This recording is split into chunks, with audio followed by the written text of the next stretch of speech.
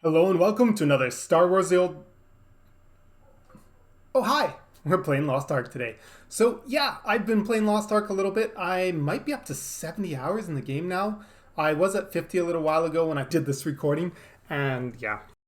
So, I've been getting lost in Lost Ark, let's put it that way.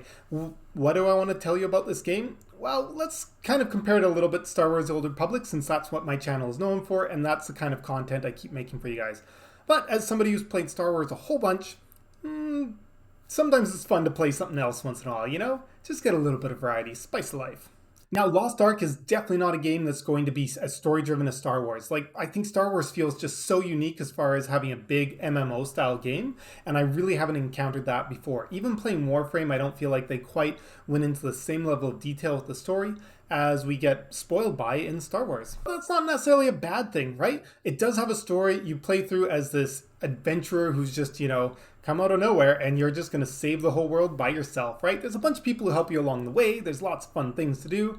And speaking of fun things, this is definitely one of the things that makes the game very, very enjoyable. Just pick up, casually play here and there. So in my first 50 hours of the game, I wasn't really doing any grinding. I was just playing through this storyline. It's completely free to play, and just going around getting my quest on, being a hero, trying out some new things they introduced you into the game. A lot of the things you don't need to do, you can completely skip. And yeah, it's just kind of fun, right? You get a lot of different abilities that you get to do fancy attacks, you get to kill things really quickly. And you get to do weird things like this. I come to an island and the quest is to kill a bunch of chickens to collect stuff from them. And then, as a co-op timed event, every so often, players will gather up here and you're supposed to kill this giant set of chickens that are terrorizing the poor chicken farmer's island, right? So we gotta gang up, kill this giant black chicken, kill another white chicken, and that will allow us to attack the golden chicken at the end.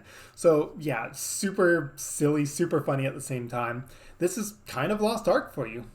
So yeah, as far as the story goes and offers, there's definitely a little bit of something for anybody who's okay with kind of like this basic, you're just a guy who goes around killing things and good things always happen to you. So there's definitely nothing wrong with that story. You don't get to be the bad guy though, which is one of the cool things about playing Star Wars is not all the characters actually require you to kind of be the hero or the good person, right? That huge dynamic variety, you're not going to see it in this game, right? This game still does play a lot on having alts, but the main reason why you have alts is not to enjoy different stories, but to help you with the grindy and the farmy and stuff.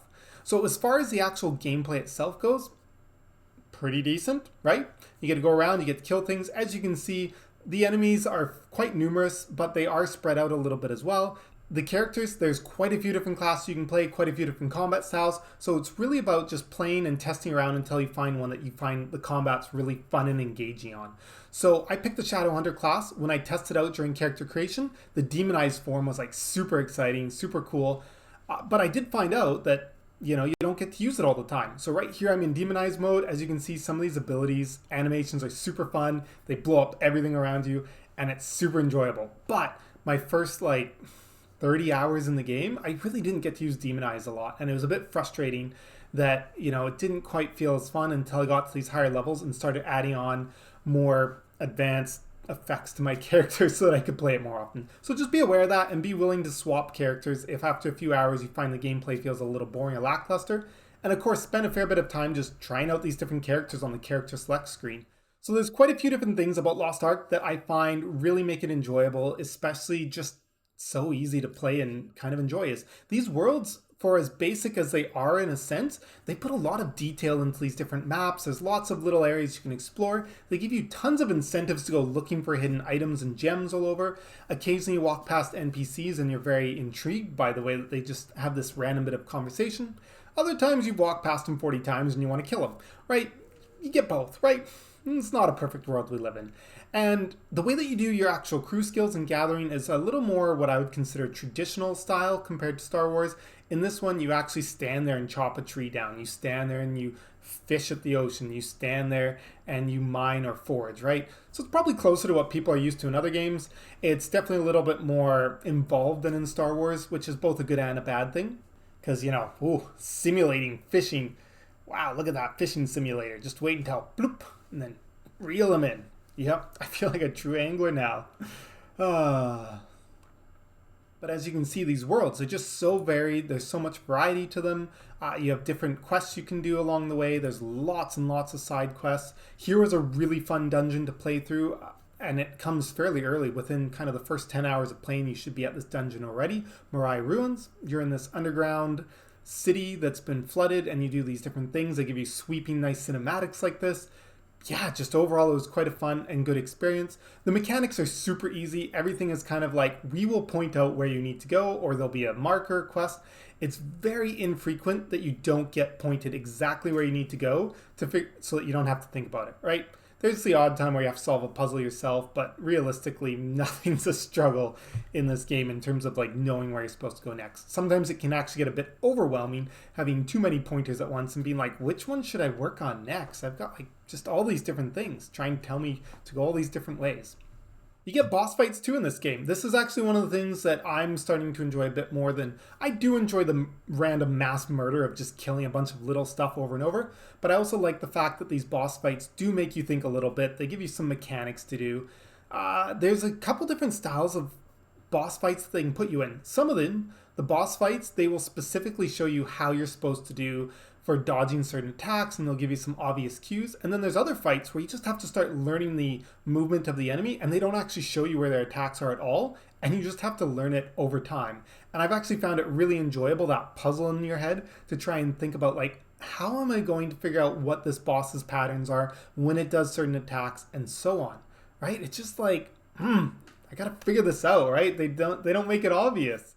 One thing I find really interesting and like about how they've kind of created this huge open world for you to explore is they've created a bunch of different mainlands that have their own zones that you can go through, but they've also created the open seas. So you actually get a ship and you sail around and you visit either individual little islands that have their own little quest line. Some of them have multiple zones, some of them only have a single zone, as well as mainland, right? So they give you all these different ways to kind of get around while making it a little bit more interactive.